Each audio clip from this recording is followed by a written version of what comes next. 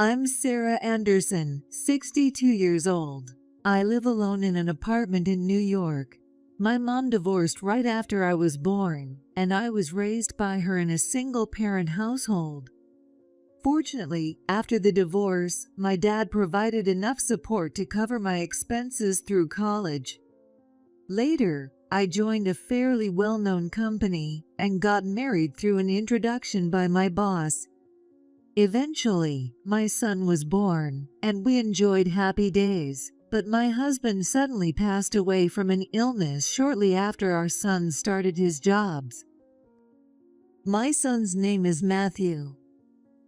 As a child, he was a kind and considerate boy, but his personality began to change around the time he entered college. After my husband died, his selfishness worsened, and he started saying things like this. I'm an adult now, so stop worrying about me. I should probably feel proud of him for becoming so independent, but maybe I feel a little lonely because I'm getting old. He is now getting married to a woman named Harper, the daughter of a client CEO whom he met through work. Her family seems to be quite prestigious, and at first, they looked down on my son for being raised by a single mother, but her dad stepped in and said, "It's old-fashioned to talk about family background nowadays. If the two of them are happy with each other, that's all that matters." In the end, Matthew married into her family. The wedding took place at their family's home, and when I visited for the first time, I was amazed by how large and grand their house was. I decided to give my home to my son and moved into a new apartment I bought with my late husband's inheritance. It's still in New York, but I love the quiet suburban environment. My daughter-in-law still carries some of that old family pride. After my husband passed away, she seemed to look down on me for living in a small apartment in New York. It felt like she assumed I was just a poor person living off my pension. Sarah, I don't mean to be rude, but may I speak freely? Yes, what is it? Aren't you struggling financially? Thank you for your concern. I'm managing just fine. Our family is from a well-known. My dad is the CEO of a famous furniture company. We're quite wealthy and have substantial assets. Are you aware of that? She boasted about her family as if it was the most natural thing. So, you don't expect to receive any financial support from us, do you? What do you mean by that? To be blunt, I don't want our money being used to support your lifestyle. Does she really think I'm poor and plan to live off her family's money? Well, I've never thought about it, but Maybe not now, but it'll happen eventually, right? what kind of upbringing did she have to say such things? Well, thank you for your concern, but there's really no need to worry. Don't forget you said that. With those words, she walked away. Her outrageous behavior made it clear just how awful her personality was. Then, one day, my son and his wife came to visit my house. Since it had been a while, I wanted to treat them well and prepared a lot of homemade food. My mom was from Texas, so I'm good at cooking mildly seasoned dishes. I made grilled fish and potato salad. But since Harper is from the Midwest, she seemed to think the food was too bland and didn't look impressed. This food looks kind of poor. Don't you have any chicken? Sorry, I grew up near the coast, so I'm better at cooking fish than meat dishes. I humbly apologized, but she cut me off coldly. Sounds like you had a pretty poor upbringing. Well, we weren't poor though. I managed to defend myself. I'm not sure what you mean by poor, but we weren't poor. Even my son, who was listening, surprisingly supported me for once. but it looks so meager with just vegetables and fish. It's a poor meal. Her condescension knew no bounds. This isn't a poor meal. These are beautiful meals. I couldn't take it anymore and snapped back. But then, Mom, her family's meat dishes are amazing. The Midwest is famous for its branded beef, and I'm hooked on it. for some reason, Matthew, who had just been defending me, suddenly switched sides to support his wife. Now that I think about it, her family is from a region famous for its premium beef. Please try my local beef. You can easily cut it with a knife, and it melts in your mouth. Oh, I'm sorry.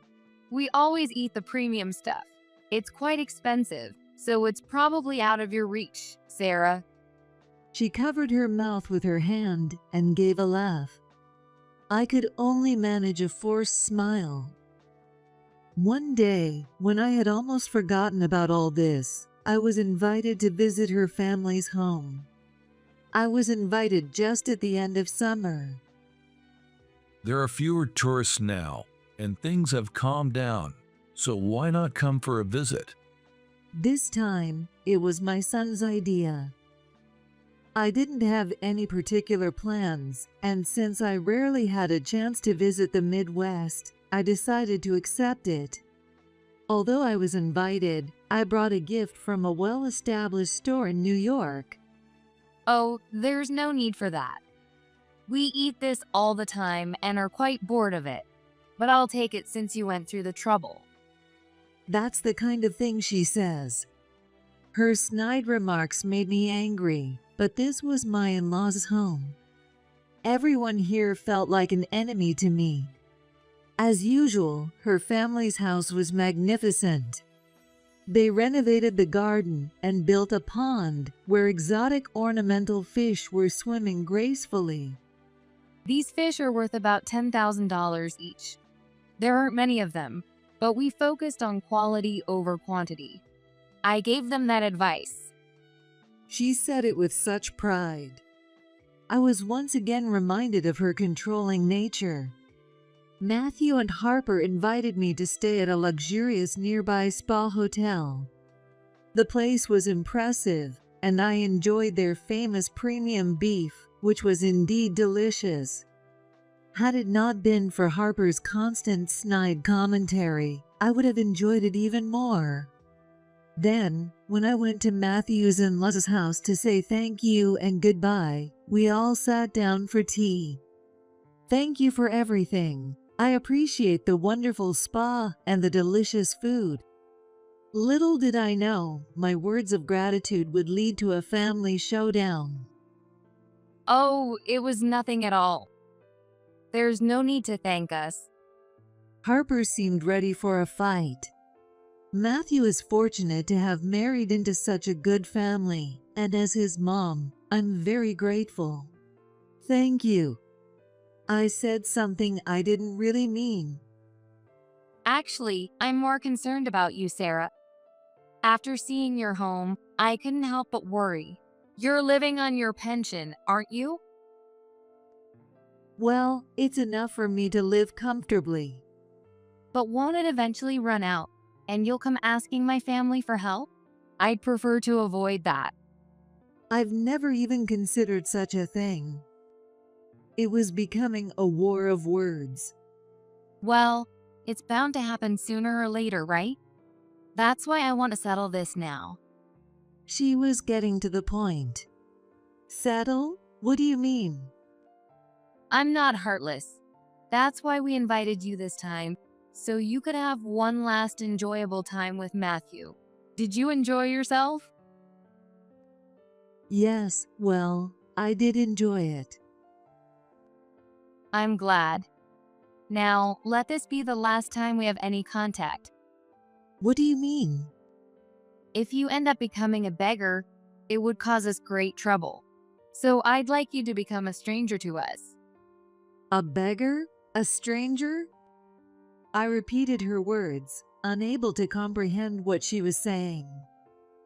Yes, I'm telling you, we should sever ties now. Do you understand? Her condescending attitude made me furious, but I barely managed to contain it. Understood. If that's what you want, then let's do that.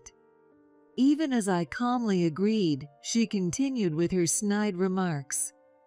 I'm relieved.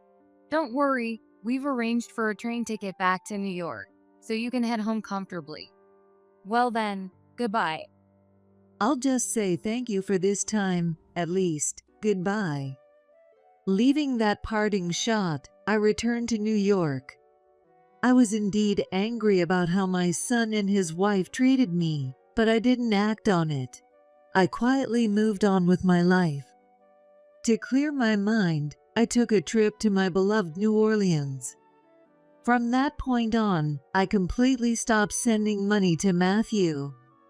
I used to give him part of the dividend from the stocks I inherited from my dad as an allowance, but since they insisted on severing ties, I had no choice but to stop. Matthew begged me. Please continue in secret. No, we're severed, so there will be no more support. I refused it. Apparently, my allowance to Matthew was a secret from Harper. She controlled their finances, and he had been using the money I gave him to buy anime merchandise, which was his hobby. When he got married, Harper threw away his entire treasured collection, and it seems he had started collecting again bit by bit. Then I heard that his father-in-law had collapsed. Fortunately, his life was saved, but due to a stroke, he could no longer work, and the family business and company presidency would be passed on to Matthew and Harper. Although my daughter-in-law's family is quite wealthy, their company management has been rather forceful, which has garnered them a lot of negative attention. With Matthew and Harper taking over, many of the business partners who were dissatisfied with the previous management began cutting ties, and the business started to decline. Since it was her father, under normal circumstances, I would have gone to visit, but as I had been disowned, I refrained. Harper is very much like her father in personality, so I imagine she would run the business the same way he did. However, in my personal opinion, she doesn't seem to have much business acumen. She is selfish and looks down on others, which made me concerned for the future. As expected, the company's sales began to drop, and a new venture that she initiated turned out to be a failure, adding to their financial burdens. Sales of their main product, high-end furniture, remained sluggish, and the company's overall financial outlook looked bleak. I was concerned, but I decided to wait and see how things played out. Then, a major overhaul took place at the company, with the entire board of directors being replaced. Under my son's leadership as the new CEO, they plan to downsize the current operations and venture into new sectors. I'm not sure of all the details, but it seems the decision was made at the insistence of Harper, who is the largest shareholder. Although Matthew holds the title of CEO, it appeared as though his input was ignored. It was so typical of her. But it turned out to be a huge failure. Sales of their core products plummeted, and the performance of the new ventures was far below expectations. As the company's performance deteriorated, the stock price dropped significantly, and more employees began leaving, casting doubt on the company's future. I had been keeping an eye on the stock price, which continued to hit new lows. Dividends disappeared, and financial analysts and brokerage firms predicted a grim future.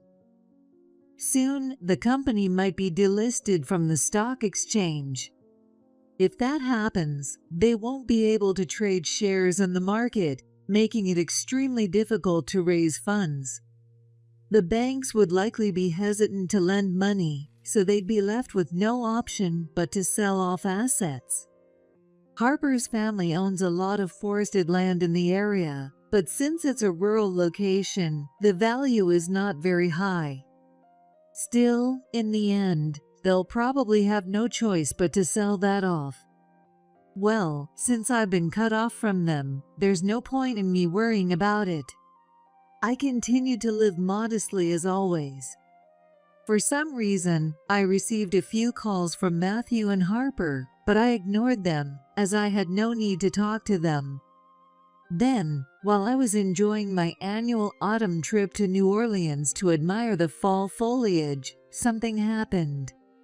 This year's truffles were smaller than usual, likely due to the weather, but they were exceptionally flavorful and delicious. The vibrant fall colors outside my window, combined with the rich taste, brought me a sense of peace. As I savored the autumn in New Orleans, appreciating it with both my eyes and taste buds, a staff member approached me with a message. "There's a visitor here to see you." Really? I had no appointments, and only a select few people even knew I was in New Orleans. Who is it? "It's Harper. Harper Brown." Harper? I paused for a moment, then immediately realized who it was.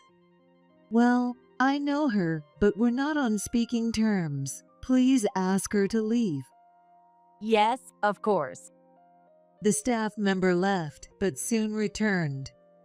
"She insists on seeing you. She's begging. What would you like to do?"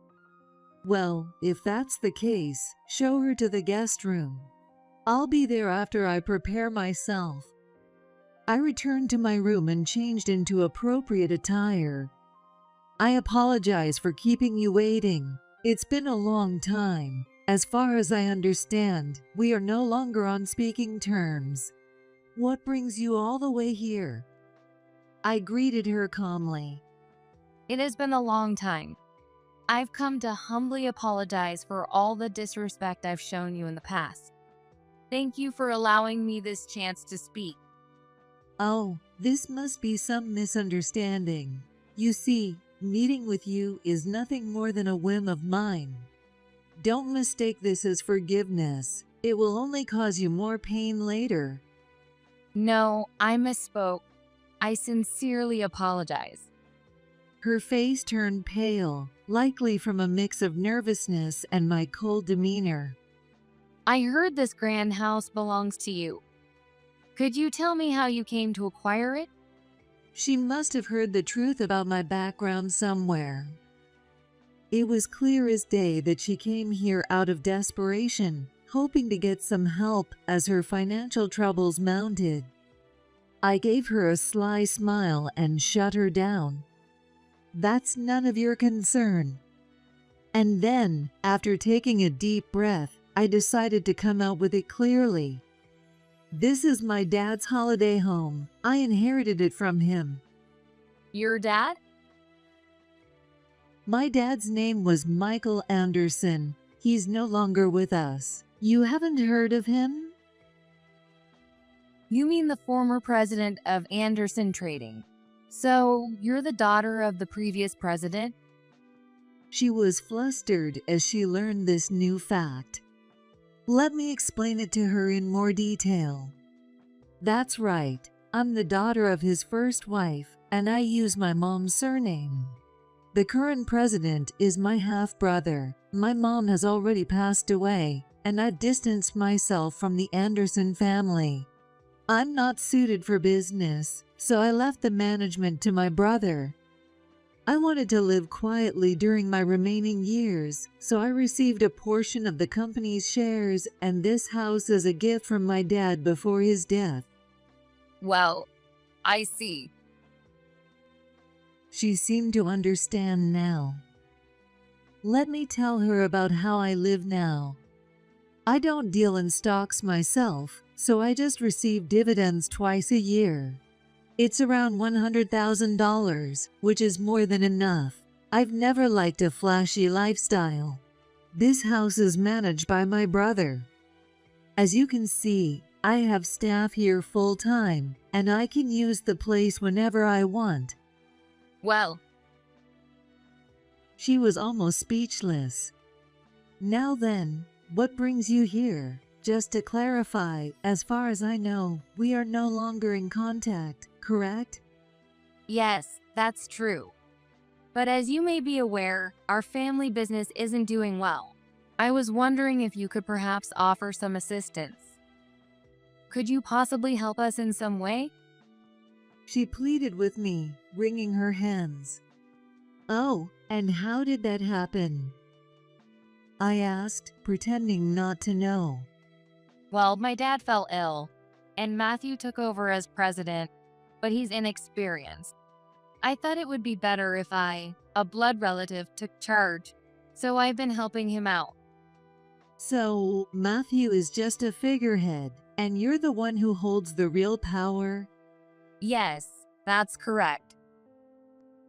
At this point, she must have realized there was no point in trying to make excuses. It seems her explanation was truthful. And what happened after that? The changes I led in product strategy failed, and we've accumulated huge losses and debts. I've tried everything but. So you tracked me down? Yes, that's right. I sighed. And now you want me to help? Please, if you could.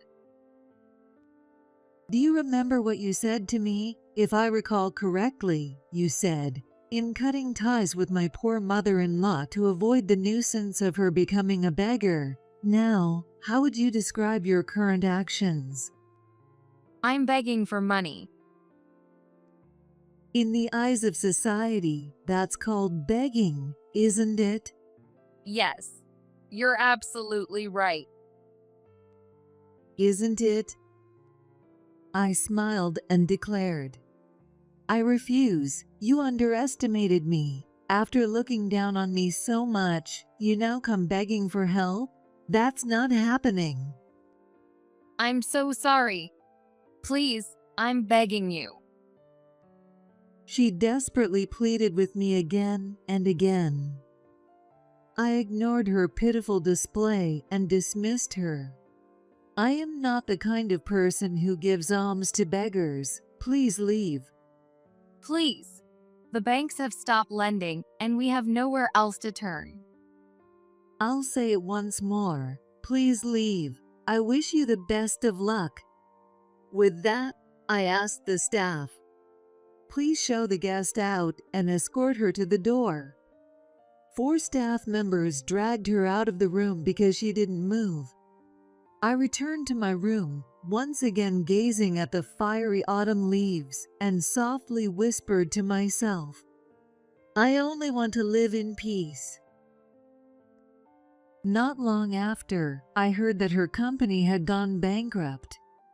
To settle their debts, they had to sell all their land and homes, and now they're living in a small rented house, working multiple part-time jobs to make ends meet. As for me, I'm still living in my apartment in New York.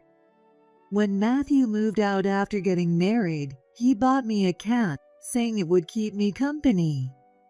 My Maine Coon, David. His long fur requires a lot of care, but he loves being brushed and always stays calm.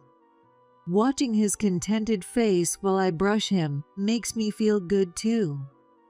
David, maybe we should go to New Orleans again. We always go in the fall, so maybe we should try going in the winter this time. You don't like the heat, so summer would be too tough for you, right? As I say this, he gently nibbles my hand. Hey! When I scold him, he licks the spot he bit, as if to apologize. You're just too cute, aren't you? I'm completely smitten with David. And so, I found myself back in New Orleans once again. Outside, the snow was falling silently. David was in my arms, watching the snow with me. The year's almost over. You were so small when you first came to me, small enough to fit in my hand, and now look how big you've gotten. When I noticed how quiet he was, I realized David had fallen asleep. They say sleeping helps you grow, but if you get any bigger, I won't be able to hold you anymore. I gently touched his nose and looked back outside. It was a peaceful, snowy night. I started to feel sleepy too. I wonder if the snow will paint a beautiful scene by morning? With that thought in mind, I climbed into bed. David snuggled in next to me. It looks like I'm going to have sweet dreams. I closed my eyes with that thought.